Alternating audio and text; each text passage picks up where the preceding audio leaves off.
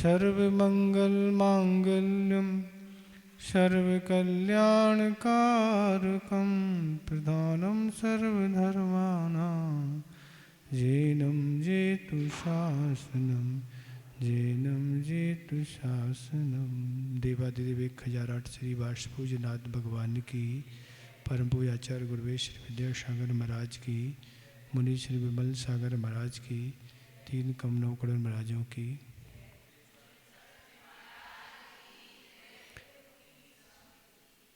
कल से 5वीं ढाल प्रारंभ हुई, उसमें 12 भावनाओं का चिंतन प्रारंभ हुआ। तो अब अगली उन्हीं 12 भावनाओं की फलस्वरूप क्या इन 12 भावनाओं को भाने से व्यक्ति में क्या उपलब्धि होती है, इसको अगली 2 नंबर में बताने जा रहे हैं। इसका उच्चारण करना है। इन चिंतत सम सुख जागई, इन चिंतत सम सुख जागई। जागई, जागे है जागे है, जागई आई की मात्रा होगी ना, ठीक ठीक। जागई, जिमी जलन पवन की लागई, जिमी जलन पवन के लागई। जब ही जे आत्म जानई, जब ही जे आत्म जानई, तब ही जी शिव सुख ठानई, तब ही जी शिव सुख ठानई। इन चिंतत सम सुख जागई, जिमी जलन पवन की लागई। जब ही जी आत्म जानई, तब ही जी शिव सुख ठानई।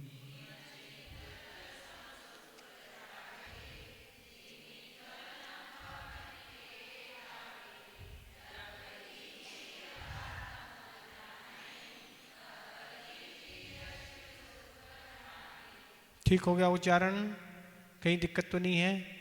कह रहे हैं जिमी पवन लागई, ज्वलन जागई, चिंतत सम सुख जागई। तो कह रहे जैसी पवन की लगनी से अग्नि धधक उठती है, उसी प्रकार इन 12 भावनाओं की चिंतन करने से क्षमता रूपी सुख जागृत हो जाता है। जब ही जी आत्म जाने, तभी जी शिव सुख ठाने। और इन भावनाओं के माध्यम से जिस समय जीव अपनी आत्मा को पहचानता है, तभी जीव मोक्ष रूपी सुख को प्राप्त करता है। तो इसमें बता रहे जैसे हवा के लगने से अग्नि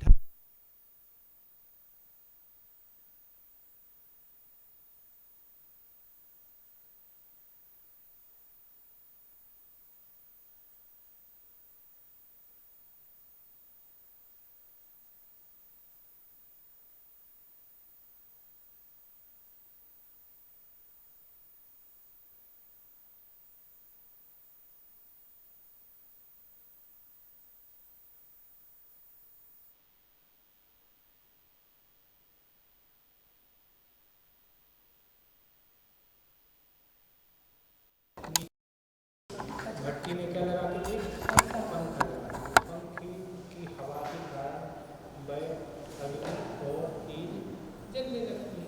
तो इसमें हवा की लगने से अग्नि जैसे घटक उठती है, उसी प्रकार इन 12 भावनाओं की चिंतन करने से समता रूप अग्नि जलने लगती है। तो मुख्य तो समता है। देखो आपको बता दें, अगर साधक के जीवन में समता बढ़ रही है तो क्या है, सब कुछ साधना अच्छी है। वो फलदायी हैं, वो उन्नति के लिए कारण है। और अगर व्यक्ति के अंदर समता नहीं है तो जो भी किया जा रहा है वो ज़्यादा कुछ फलदायी नहीं। समता का अर्थ क्या है? तो समता का अर्थ यही है कि हर परिस्थिति में क्या होना? उग्रता का नहीं होना, समता भाव, समान भाव, चाहे मित्र हो वो चाहे शत्रु हो। तो आचार्य कुंद महाराज ने प्रवचन सार की चारे चूलिका में एक गाथा दी है, 41 नंबर की गाथा है, सम शत्रु बंधु बग्गु। ये समता का, समता किस में रखना? शत्रु में भी समता रखना, वो मित्र में भी समता रखना। सम शत्रु बंधु बग्गु, शत्रु मित्र में, और सुख में और दुख में। सुख में भी समता रखना, सुख में भी उचकना नहीं। अगर सुख की सामग्री और पुण्य का युग बन गया तो हम इतने बड़े हो गए कि अपने अलावा हम किसी को कुछ समझे नहीं, तो सुख में नहीं, वो अशाता वेदनी कर्म के उदय में दुख आ गए तो उसमें संक्लेशित नहीं होना। क्या सोचना? ये हमारे पूर्व कर्म का उदय है। विचार करो कि उन सतियों की क्या स्थिति होगी। सीता की जगह मान लो आप लोग होते, क्या करते?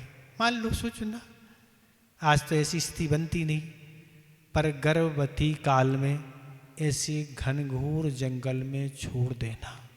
राजघराने की बहू है वो, सामान्य नहीं, राजघराने की बहू है, जहाँ सारी सुख सुविधाएं हैं, उसको ऐसे घोर जंगल में छोड़ दिया ऐसे काल में। पर सामने वाले की क्षमता का विचार किया जाए कि उसने किसी को भी कोई लांछन नहीं लगा, पर धर्म के प्रति आस्था के कारण राजा मिल गया और वह घर ले गया और बालकों का जन्म होके उनका लालन पालन अच्छे से हो गया। तो ये स्थिति बने, क्या होती स्थिति? ये सारी कठिनाइयाँ होती हैं। तो ऐसा एक दृष्टांत सुनने मिला था कि एक बार कुछ स्वाध्याय महिलाएं करके किसी महाराज के पास पहुंची दर्शन करने। तो महाराज ने कहा कि आप लोग कौन सा स्वाध्याय कर रहे हैं इस समय? उन्होंने कहा हम लोग पद्म पुराण का स्वाध्याय कर रहे हैं। तो पद्म पुराण में आपको क्या अच्छा लगा? तो उन महिलाओं ने कहा पद्म पुराण में हमें बहुत अच्छा सीता का चरित्र अच्छा लगा। आप सीता के चरित्र से इतने ज़्यादा प्रभावित हो गई? हाँ, क्या होगी प्रभावित?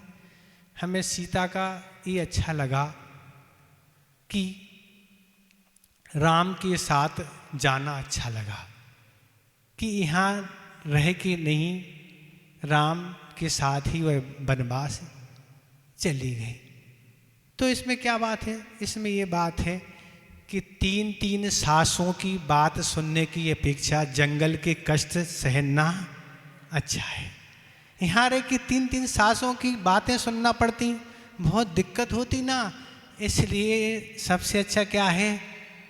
पति के साथ ही जो कुछ होगा सो होगा। यहाँ क्या क्या सहन करेंगे? नहीं, अब तो एक ही सास होती ना, अब 3 होती नहीं ना। अब तो जॉइंट फैमिली है ही नहीं ना, अब तो पराया करके अलग अलग ही लोग रहते हैं। तो ये उनने उत्तर दिया। तो ऐसी स्थिति की बात है कि राम के आने के बाद ये सब कुछ होगा।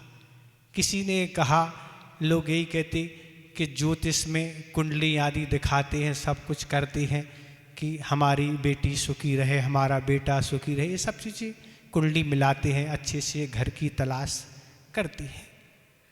पर ऐसी राम की कुंडली कैसी कुंडली मिली कि जिस दिन से सीता आई उस दिन से कष्ट के अलावा कुछ हुआ ही नहीं।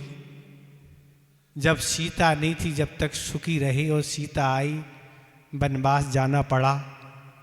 राम सीता को ले गया, रावण से युद्ध करना पड़ा, और फिर जाके लव कुश से भी युद्ध करना पड़ा। सीता पर कलंक लग गया, फिर उसको वनवास भेजना पड़ा।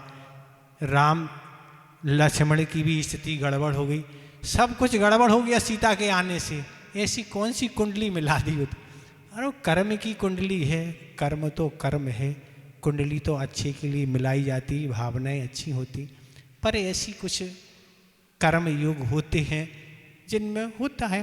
तो एक कहने वाले हैं कि समता रखना, हर परिस्थिति में समता को बनाए रखना ही आगामी कर्म के बंध से बचना है। और कर्म के उदय में अगर समता नहीं रखी जाएगी तो आगामी कर्म का बंध हो ही जाएगा, ये नियम है।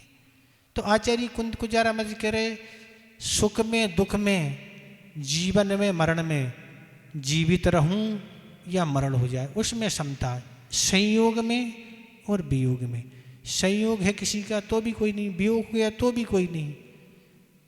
इसलिए वन में और भवन में, और सोना कंचन और पत्थर, इसमें सोना हो चाहे पत्थर हो समान भाव, उसके लिए कोई नहीं, सोना पड़ा तो सोना ही है और पत्थर उसको दो ही समान है, उसको कोई ज़्यादा वो नहीं। तो इसलिए इसमें यही कहने वाले हैं कि समता रूपी इस 12 भावनाओं के चिंतन करने से समता रूपी सुख जागृत हो जाता है, समता उसके अंदर बढ़ जाती है। जैसे ही वह 12 भावनाओं का चिंतन करता है समता आ जाती है, और समता के आने से क्या होता है, सारी विपरीतताएं और अनुकूलताएं में उसका समान भाव बना रहता है। तो कोई भी कर्म, बस एक ही बात सोचा है, हमारे किए हुए कर्म का ये फल उदय में आ रहा है, उसका फल हमें भोगना है। अगर उसमें हम किसी तरह का प्रतिकार करते, संकल्प विकल्प करते, पुनः फिर बंद होगा। इसलिए ये कह रहे हैं समता रूपी ये जागृत होता है। इसलिए आचार्य कुंद कुंद महाराज ने एक नियम सार में गाथा दी है समताई के लिए कि किन काहे दी वनवासो काय क्लेचो विचित उपवासो। कह रहे किन काहे दी वनवास, वनवास में रहना क्या काम का, वनवास में रहो कोई मतलब नहीं।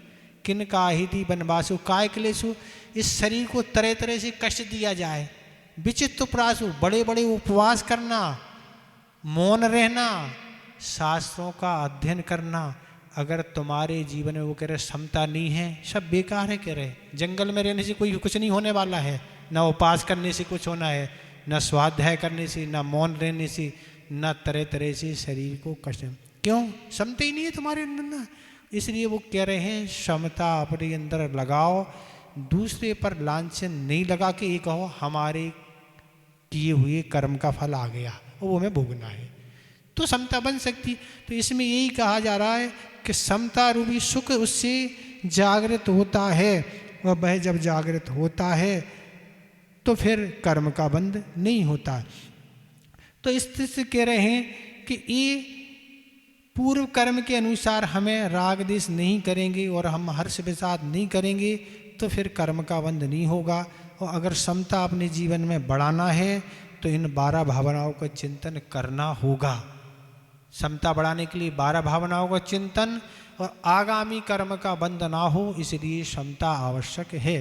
तो समता जीवन में आ गई तो संसार से पार होने में देर नहीं, काम हो सकता है। तो इसलिए कह रहे हैं कि समता इन 12 भावनाओं के माध्यम से जिस समय ये हो गया, आगे कह रहे थे, तो इन जितनी आचार्य महाराज ने कहा था जितना मन एकाग्र 12 भावनाओं के माध्यम से होता है उतना स्वाध्याय और अन्य साधना के माध्यम से मन को अगर एकाग्र करना है, आचार्य जी कहते थे, तो 12 भावनाओं का चिंतन करो। स्वाध्याय और अन्य साधना की अपेक्षा इसमें मन बहुत जल्दी लग जाता है, टिकता है मन, यहाँ वहाँ नहीं भागता है, तो नहीं होता। और घंटों तत्व चर्चों के उपरांत जो रस नहीं आता है वह थोड़ी देर में 12 भावना के माध्यम से आता है, मन शांत हो जाता। हमने अभी एक दिन बताया था, अभी हम जब आचार्य महाराज के पास जिस दिन हम लोगों को बिहार करना था, कुंडलपुर से आचार्य के निकलना, तो हमने पूछा आचार्य महाराज कैसे क्या करना है साधना के लिए, हमने पूछा तो आचार्य जी कहते अच्छी से 12 भावनाओं का चिंतन बस करना और कुछ नहीं, कहते ये बहुत पर्याप्त है। उनने यही कहा था 5 वृत्तों की महावृत्तों की भावना और 12 भावना, इनको यही आचार्य महाराज ने कहा था। तो इस तरह आचार्य महाराज जी एक बार बताया था कि ज्ञान सागर जी कहते थे जिस तरह हमारे शरीर के लिए प्रतिदिन भोजन आवश्यक है, इसीलिए प्रतिदिन हमारे लिए 12 भावना भी भाना आवश्यक है। भोजन तो आप कई बार ले लो, कोई बात नहीं, पर भार अपना एक बार तो भार लो ना, 3 बार 4 बार, जितने बार आपको जब इच्छा हो, पर बाबा भावना कम से कम एक ही बार भाने का अर्थ उनका चिंतन करना। भाने का अर्थ मात्र पढ़ने से कुछ नहीं होगा। तो कह रहे इस तरह भोजन की तरह ये आवश्यक है। तो इसमें कह रहे हैं जब ही जे आत्म जाने तब ही शिव सुख ठाने। तो कह रहे इन भावनाओं के माध्यम से जिस समय जीव अपने आत्मा के स्वरूप को पहचानता है तभी यह जीव मोक्ष रूपी सुख को प्राप्त करता है।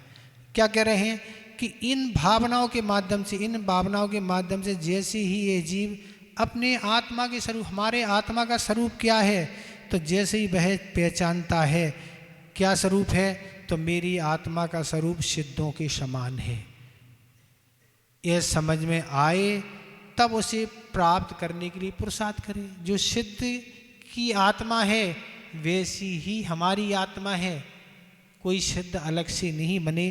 तो इस तरह की जैसी समझ में आता है तो वो सिद्ध बनने वाले जीवों के लिए वह क्या करना पड़ेगा, तो वह करता है। सिद्ध कैसे बने, तो सिद्धों बनने के लिए जो उपाय किए हैं वो उपाय हम करेंगे तो हम भी सिद्ध बन जाएंगे।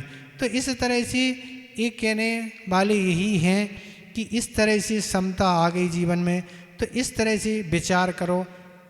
बस नकल करने की बात है ना, नकल करना आपको आते ही होगा ना। नकल करने वालों को नकल सिखाना पड़ती, क्या सिखाना पड़ती? नकल तो व्यक्ति स्वयं सीख जाता है बस। तो जैन दर्शन कितना सरल है। जैन दर्शन हमेशा कहता है बस नकल करना सीख जाओ, तुम सिद्ध बन जाओगे। तुम्हें कुछ नहीं करना है, तुम्हें एक जिस गाइड में लिखना है, ये गाइड है, एक कॉपी है, एक पेन है, बस जो गाइड में लिखा वो उतारना है। तुम्हारा ये कोई फ्लाइंग स्क्वाड नहीं, कोई पकड़ने वाला, आराम से लिखो। पूरा समय है तुम्हें, 3 घंटे नहीं, तुम्हें 30 घंटे है, लिखते जाओ। बस सिर्फ नकल करना है। किसकी नकल करना है? जो आदिनाथ आदि 24 तीर्थंकर हुए, महापुरुष हुए, जो भी सिद्ध अवस्था को प्राप्त हुए, जैसा उन्होंने किया है ठीक बस उनकी नकल करते जाओ, तुम भी सिद्ध बन जाओगे। और तुम्हें अलग से कुछ करना ही नहीं। अब इसमें भी तुम्हें डर लग रहा महाराज कैसे क्या होगा, तो फिर पास नहीं हो पाओगी। जब याद करके लिखना है तो कठिन है, अब याद करना ही नहीं ना, सीधी गाइड दे दी, अब क्या करना ना, ठीक है। तो इस तरह ये कहा जा रहा कि जैन दर्शन में ये विशेषता है कि नकल करके पास होना है। और नकल करने में तो घाटुल वाले वैसे ही माहिर होंगे ना, कोई दिक्कत नहीं ना, एक काम में तो कोई पीछे वैसे ही नहीं रहता ना, तो इसलिए आपको कोई डरने की बात नहीं। तो इस तरह से सिद्ध और हम में ज़्यादा अंतर नहीं है। उनकी व्यक्ति हो गई और हमारी अभी व्यक्ति नहीं हुई। सिद्ध की व्यक्ति हो गई और हमारी अभी व्यक्ति नहीं हुई। तो इस तरह भगवान और हम में ज़्यादा अंतर नहीं। सिद्ध के समान हम भी वैभव वाले हैं, पुरुषार्थ करेंगे तो हम भी बन जाएंगे। तो इन 12 भावनाओं के माध्यम से जिस समय अपनी आत्मा को पहचानता है कि आत्मा का स्वरूप क्या है, तो आत्मा का स्वरूप ज्ञाता दृष्टा है, जानना और देखना, हर्ष और विषाद से रहित, राग देश मोह से रहित, काम क्रोध आदि ये सब क्या है, ये विकारी भाव हैं, ये विभाव हैं। तो ये हमारे आत्मा के स्वभाव नहीं। हमारा आत्मा का स्वभाव तो अनंत सुख की धनी हमारी वह आत्मा है। तो इस तरह से कहने वाले हैं कि आत्मा को इस तरह वह करे तो वह प्राप्त कर सकता है। तो कह रहे हैं इन 12 भावनाओं के माध्यम से जिस समय जीव अपने आत्मा को पहचानता है तभी यह मोक्ष सुख रूपी सुख को, जब तक अपनी आत्मा को नहीं पहचानेगा कि हम भी ऐसे सिद्धत या भगवत बन सकते हैं, तब तक कभी सिद्ध नहीं बन सकता, ना सिद्ध बन सकता, ना कुछ भी बन सकता। एक गरीब व्यक्ति भी सोचे कि हम भी धनी बन सकते, हम भी अरबपति, पुरुषार्थ करता है, वह भी बन जाते ना। एक पुस्तक निकली थी, हमने तो नहीं पढ़ी, सुना है। एक पुस्तक निकली थी, उसका नाम था शून्य से शिखर। उसका नाम था शून्य से शिखर की ओर। उसमें जो आज विश्व के और भारत के धनाढ़ व्यक्ति उनके नाम दिए थे कि पहले वह कैसे थे और आज वो कैसे हैं, कैसा उन्होंने पुरुषार्थ किया, उस पुरस्कार से इतना उन्होंने धन कमाया कि उनका नाम आज किसी का फर्स्ट सेकंड थर्ड ऐसे धनाढ़ व्यक्तियों में है। हम तो ये चीज़ें पढ़ते नहीं ना, हम तो सुना था एक बार कहीं कि कोई कह रहा था कि एक पुस्तक है शून्य से शिखर, बाकी हमने कुछ नहीं पढ़ा ना हम ये सब चीज़ें पढ़ते हैं। पर हमारा कहने का अर्थ है कि जिस क्षेत्र में व्यक्ति पुरुषार्थ करता है वह व्यक्ति उपलब्ध कर लेता है। उसके अंदर लगन और रुचि हो और कर्म का अगर योग है, पुण्य है तो हो जाती है। और अगर आपके अंदर रुचि नहीं है, पुरुषार्थ आप नहीं कर रहे हैं, तो आपका पुण्य भी वो क्या काम करेगा, कुछ नहीं करेगा। पुण्य क्या करेगा, पुण्य के साथ पुरुषार्थ भी तो आवश्यक थे ना, तो पुण्य तो लैप्स हो जाएगा। तो इस तरह से ये कहने की बात यही है कि इस तरह मोक्ष सुख को वह प्राप्त कर लेता है। एक आपको हम छोटी सी कथा सुना देते हैं, क्योंकि बिना कथा के और विषय स्पष्ट नहीं हो पाएगा। एक कथानक आगम में आता है, एक राजा था और राजा का जो विरोधी राजा था वह हमेशा राजा को परेशान करता था। राजा उससे बहुत परेशान था और राजा ने सारे नगर में यह घोषणा करा दी कि हमारे विरोधी राजा को जो पकड़ के लाएगा उसको हम मोह मांगा इनाम देंगे। सारे नगर में इस बात की सूचना हो गई और सूचना सुनने के बाद जो राजा का पुत्र था वह राजा के पास आया, राजन आपको यह काम किसी से कराने की आवश्यकता है, ये तो हम स्वयं ही कर देंगे, ठीक है आप कर दो। मैं राजा का जो पुत्र था वह विरोधी राजा का जो विरोधी राजा जो शत्रु था उससे उसने युद्ध किया पुत्र ने, और उसको पकड़ के लेके राजा के सामने उपस्थित कर दिया, ये है तुम्हारा शत्रु। अब रहा मोह मांगा इनाम आप देंगे, तो हमें मोह मांगा इनाम यही चाहिए कि हम जो भी अपराध करेंगे उस अपराध को आपको क्षमा करना होगा, हम कुछ भी करें। अब राजा तो वचनबद्ध था कि मोह मांगा इनाम देंगे, देना ही पड़ा। अब वह पुत्र व्यसनी था और वह तरह तरह के पाप करता था, किसी भी महिलाओं के साथ और लोगों के साथ गलत व्यवहार करता था, परेशान करता था, उनकी इज्जत खराब करता था। अब रहा राजपुत्र तो कोई क्या कहे, कुछ भी नहीं कहे और सभी लोग शांत बैठ जाए थे। ऐसा करते करते बहुत दिन व्यतीत हो गए और व्यतीत होने से एक ऐसा अवसर मिला कि उसका विवाह भी पक्का हो गया। और विवाह होना था, लेकिन उनके भाई ने यही कहा विवाह के लिए भी समय है, अपन भगवान के दर्शन के लिए चलते हैं, नेमिनाथ भगवान का समोषण आया है, वहाँ अपन दर्शन करने चलते हैं। चूँकि वह धार्मिक तो नहीं था और वह साथ में दोनों लोग समोषण में गए और समोषण में जैसे भगवान पापों के फल के बारे में बता रहे थे कि जो पांचों पापों में लीन रहते हैं, विषयों में लीन रहते हैं और तरह तरह के व्यसन करते हैं, उनको जाके नरकों में जाके इस तरह की वेदनाओं को सहन करना पड़ता है। लगातार उसने यह जब कई दिन तक ये बात सुनी और उसका विचार बदल गया। वो अपने भाई से कहता मैं अब घर जाने वाला नहीं हूँ, तुम्हें जाना तो तुम जाओ, हमारा विवाह करने का काम कैंसिल। अब तो हम प्रभु के चरणों में बैठ के क्या करेंगे, दीक्षा लेंगे। अब भाई कहता है ये मजाक कर रहा, मजाक नहीं, मैं सही कह रहा, मैं जाने वाला नहीं हूँ। और कहते कहते ही उसने भगवान के सामने महाव्रतों को अंगीकार कर लिया। और अंगीकार करने के बाद उसने ऐसे तप और साधना की कि वह फिर समोसर से निकल के जंगल में आ गया। और जो पूर्व की जिनके साथ उसकी शत्रुता थी, जिनकी पत्नियों के साथ उसने कुछ गलत व्यवहार किया था, उसमें से एक व्यक्ति को ये जानकारी हुई कि वह उस जंगल में तप कर रहा, तो उसने आके किसी कथन के अनुसार सिगड़ी रख दी, किसी कथन के अनुसार कीले ठोक दिए और इस तरह से उपसर्ग किया। पर उपसर्ग के समय भी उन्होंने ऐसा भेद विज्ञान किया कि उन्होंने केवल ज्ञान प्राप्त कर लिया। उपसर्ग केवली बन के वह मोक्ष चले गए। कौन थे? गज कुमार। ऐसे आराधना कथा कोश के हिसाब से ये कथा है। घोर विष्णु पापी थे, पर पापों के प्रति जब उन्हें घृणा हुई, हम ऐसी नरकों में जाएंगे, ऐसा कष्ट भोगेंगे, नहीं, हे भगवान हमें नहीं जाना, और अपने किए हुए अपराधों का पश्चाताप किया, निंदा की और दीक्षा लेके घोर तप के सारे कर्म नाश करके मुक्त चले गए। तो यही कह रहे हैं कि जब जिस समय जीव अपनी आत्मा को पहचान लेता है, तब यह जीव मोक्ष रूपी सुख को प्राप्त कर पहचान लेता है कि नहीं भगवान आप यहीं नेमिनाथ बैठे रहो, हम आपसे पहले चले जाएंगे। चले गए पहले। तो ऐसे भी पुरुषार्थ करने वाले व्यक्ति हैं। हम यही सोचते हैं महाराज क्या होगा, तो सुकमाल को सोचा ना, आप सुकमाल से ज़्यादा रईस हैं क्या? आपको भी रत कंबल गढ़ रहे हैं क्या? हैं? आपको भी गढ़ते हैं क्या रत कंबल? आप भी घर से बाहर नहीं निकले ना, कभी निकले हैं घर से क्या बाहर? घर से ही बाहर तो है ना अभी। वह तो कभी घर से बाहर ही नहीं निकले।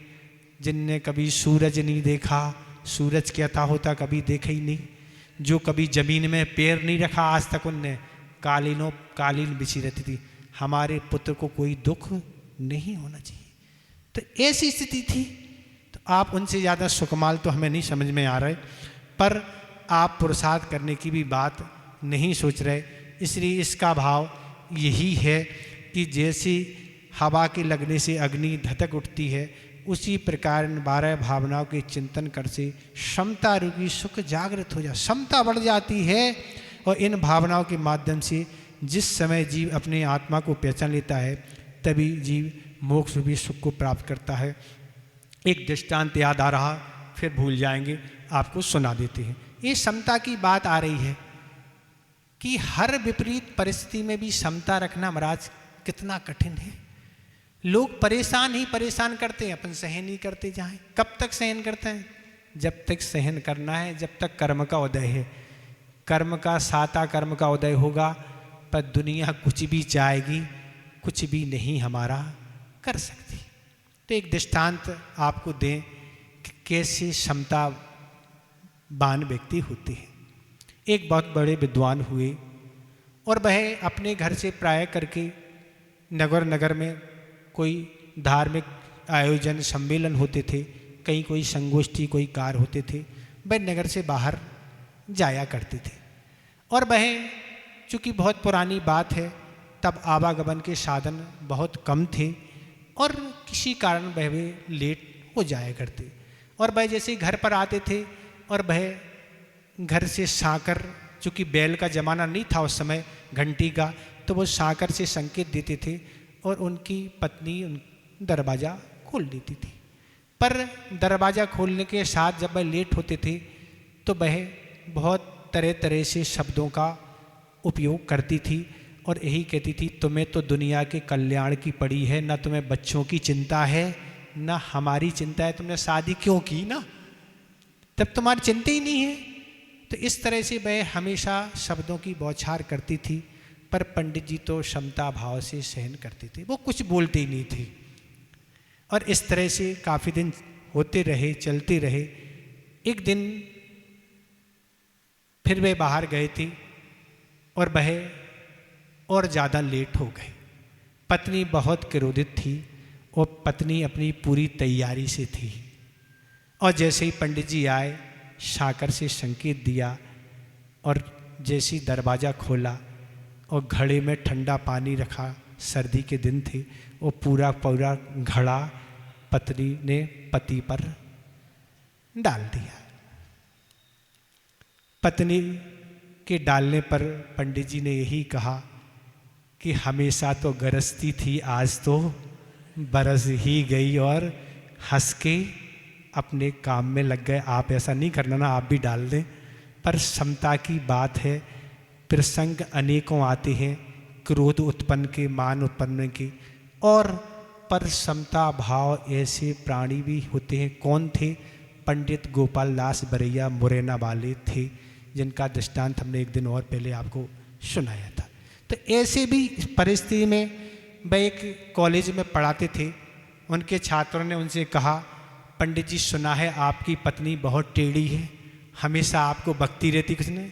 नहीं, बहुत अच्छी है, वो हमारे परिणामों की परीक्षा करती, करने दो, मुझे क्या बिगड़ना, हम हमेशा पास ही होता हूँ, हमारी टेढ़ी है वो अच्छी है, हमारी कर्म निरा ज़्यादा होती। ऐसा वह बच्चों को जवाब देते थे। तो ऐसे दुनिया में लोग हैं, ऐसे दुनिया में आपका भी नाम आ जाए तो बहुत अच्छा। तो आगे ये भावना का वर्णन होके, क्या इसमें कुछ पूछना तो नहीं है?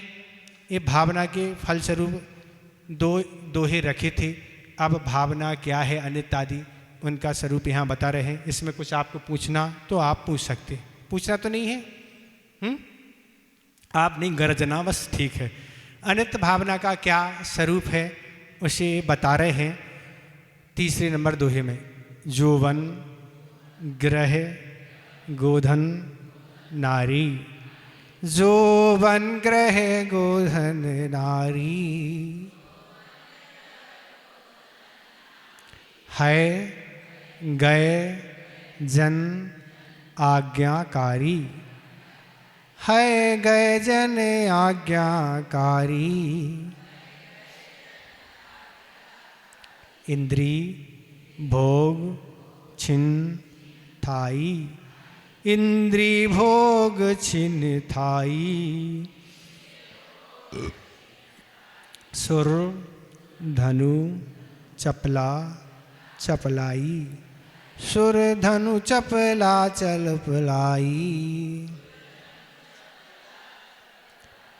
यौवन ग्रह गोधन नारी, है गए जन आज्ञाकारी, इंद्री भोग छिन थाई, सुर धनु चपला चपलाई।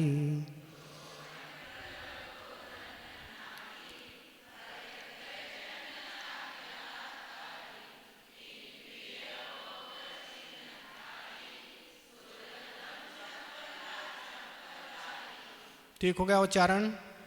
कह रहे हैं यौवन, यौवन, यौवन का अर्थ यौवन। तो यौवन कब व्यक्ति का युवापन से वृद्धपना आ जाए, कोई भरोसा नहीं। अब तो जल्दी बुढ़ापा आने लगा ना, मंदिरों में अब लिफ्ट लगने लगी, सुनते हैं, आपके यहाँ है नहीं पता नहीं है, पर इंदौर भोपाल जगह मंदिरों में देखा हमने, लिफ्ट लगी हैं दर्शन के लिए। क्योंकि घुटने अब बेंड हो गए ना, कमर भी बेंड हो गई, गर्दन भी बेंड हो गई, पैर भी परेशान करे। तो ये कह रहे हैं कब युवा से बुढ़ापा आ जाए, क्या परेशानी आ जाए, कान से सुनाई कम देने लगता है, आँखों से, अब तो छोटे छोटे बच्चे ही चश्मे अब लगाने, इतने इतने मोटे मोटे चश्मे। क्या कारण है इसका?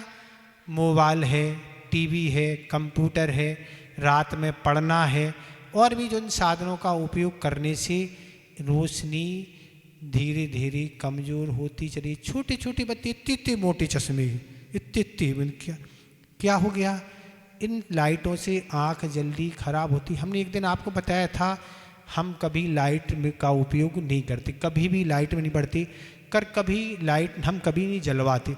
पर कभी अगर लाइट जल रही हो और कभी हमें कोई आवश्यक काम 5-10 मिनट अगर हम कुछ देख भी लें तो ऐसा आँखों में भारीपन लगने लगता। तब हमें समझ में आता क्या होता होगा लोगों को जो 12-12, 2-2, 4-4 बजे तक पढ़ते हैं, क्या होगा? अभी से चश्मा लग जाएगा, वो क्या अभी से दिमाग खराब हो जाएगा ना। तो इसलिए कह रहे हैं कि इस तरह से आँख, दांत भी कमज़ोर होने लगे हैं, हाथ पैर और स्मृति। तो इस तरह से यौवन कब बुढ़ापे के रूप में परिवर्तन हो जाए पता नहीं। गृह माने घर, तो बड़े पहले धन के लिए श्रम करो और फिर श्रम करके बरसों तैयार करो मकान को। मकान बनाओ, क्योंकि बरसों लगते हैं, पूरी व्यवस्थित बनाना पड़ता महाराज, पेंट्स करता, पुट्टी करना, लाइट है, टाइल्स है, फव्वारे हैं, फिर वो एक डिजाइन आदि लगने लगी है, क्या क्या होते हैं पता नहीं, मतलब क्या फैशन का युग है। तो ऐसा मकान बहुत मेहनत के साथ क्या क्या लगता है, अब तो आप ही समझें क्या क्या लगने लगा है, अपन को तो नहीं पता, पर जब आहार आदि करने जाते तब सामान से देखने में आ जाता है कि फैशन का अब युग है, बरसों लगते हैं और करोड़ों रुपये लगते हैं। तो इस तरह से कह रहे हैं कोई मकान को 5-10 वर्ष में तैयार किया, महाराज नंबर 1 का मकान बना लिया, पर अगर कहते हैं तूफान आ गई, बाढ़ आ गई, भूकंप आ गई, बिजली गिर गई, तो 10 साल की मेहनत 10 मिनट में बराबर हो गई। जो भी आर्त और रोध ध्यान किया है आपने, सब कुछ पाप का बंद करके, और अब वह क्या हो गया, हो सकता अटैक ही आ जाए, ब्रेन हेमर हो जाए, क्योंकि अपनी मेहनत, अरे ये क्या हो गया। ये कह रहे हैं 12 भावना भाने से अनित्य है, पहले ही सोचा अनित्य है, तो महाराज क्या है, बिना मकान के रहें क्या, मकान नहीं बनाए क्या। मकान आवश्यक है, पर उतना आप श्रम और बनाए जिसमें आपका निर्वाह हो जाए। आधुनिकता क्या, लोग सोचेंगे वाह क्या मकान, बस इतना ही तो चाहिए महाराज, सोई पैसे वसूल हो जाएंगे, लोग देखते रहेंगे ऐसे। देखो क्या क्या लाइट है, क्या फव्वारे लगे, स्विमिंग पूल भी है, क्या तरह तरह की सारी सुविधाएं हैं, लाइट भी है। अब तो रिमोट से लाइट भी चलने लगी, सुनते भी हम लोग साथ इंदौर में थे तो वहाँ जो फिटिंग थी जिस मकान में रुके थे महाराज, अब तो रिमोट से ही सब कुछ होता, जाना नहीं पड़ता, बटन यहीं से ऑन कर देते हो जाता सब काम, कार भी रिमोट से चलती है।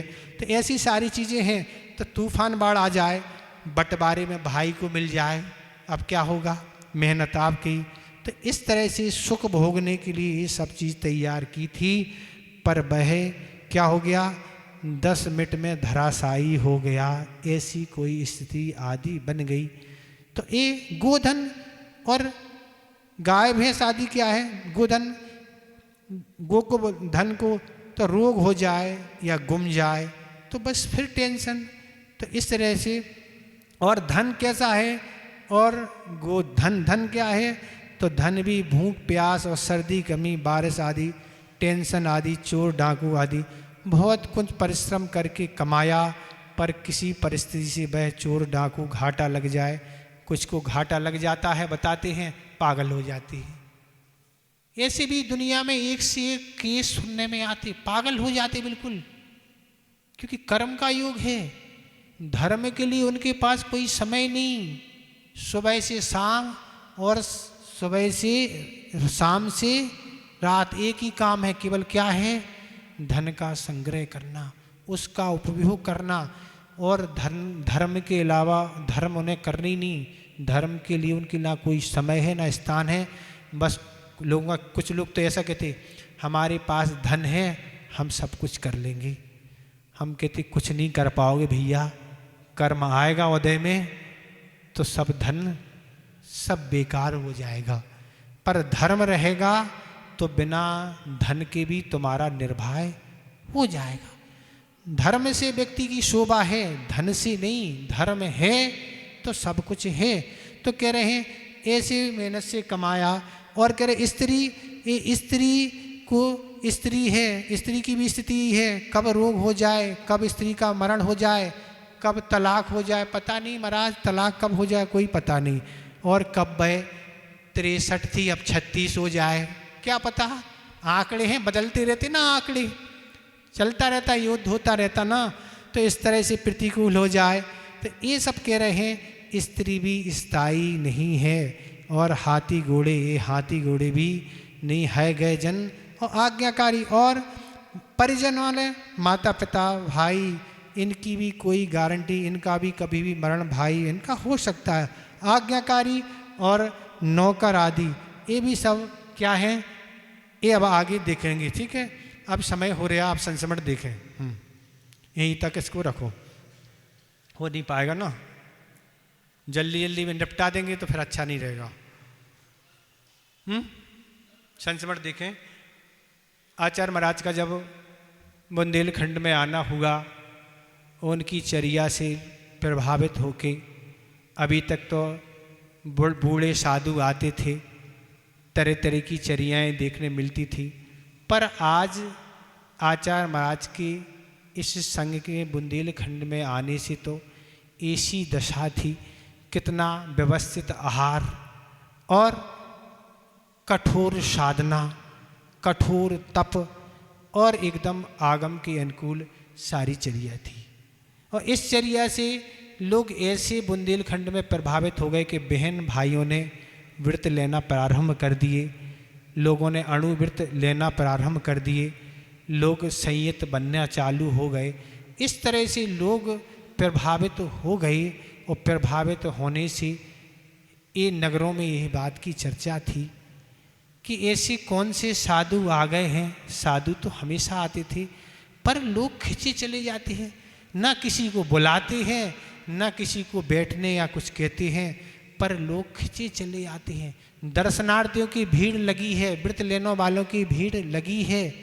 और इस तरह से लोगों में चर्चा का विषय था, ऐसा क्या है उनके पास, कोई अंदर कोई गड़बड़ी तो नहीं है, कोई जादू टोना करते होंगे।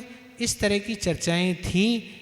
पर इन सब चर्चाओं के बीच में एक विद्वान ने परीक्षा लेना प्रारंभ कर दी और आचार्य महाराज की वह दुखे छिपे आचार्य महाराज की परीक्षा करते थे।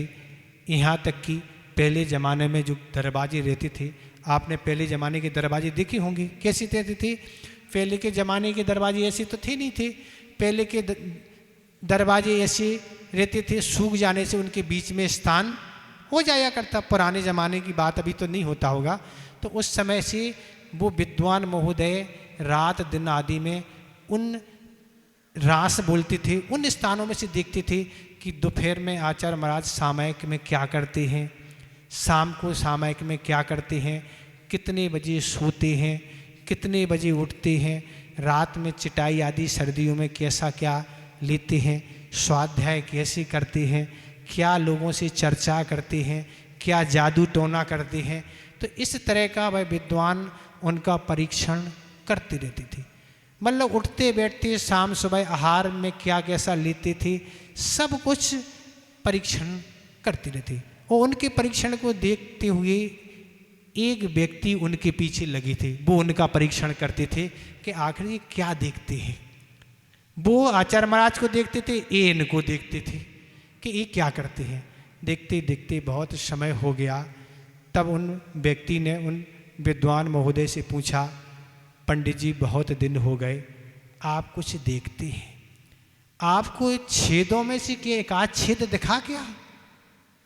छेदों में से एक आध छेद दिखा, अर्थात आप इतने समय से दोष देखने का प्रयास कर रहे हैं, हम देख रहे हैं, पर एक आध दोष आपको दिखा?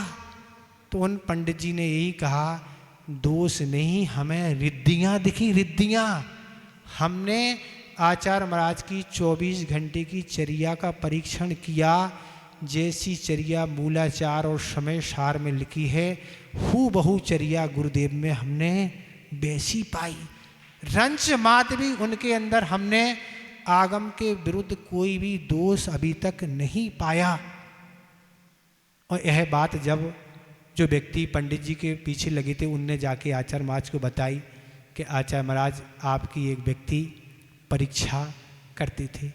तो आचार्य महाराज ने यही कहा, भैया बुंदेलखंड वालों ने हमारी बहुत परीक्षा की है, तब जाके हमें स्वीकार किया, ऐसे स्वीकार नहीं किया है।